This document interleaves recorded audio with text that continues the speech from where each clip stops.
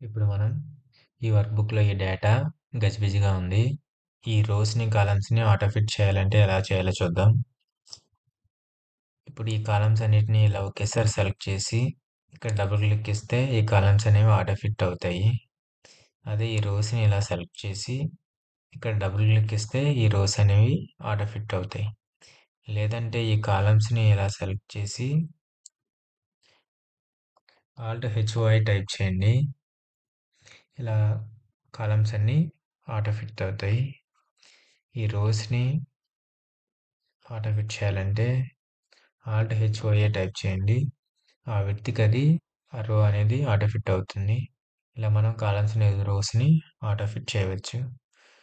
లేదంటే ఇక్కడ సెలెక్ట్ చేసి ఇక్కడ డబుల్ క్లిక్ ఇస్తే ఈ డేటా మొత్తం, ఈ షీట్ మొత్తం ఇలాగా ఆటో ఫిట్ అవుతుంది.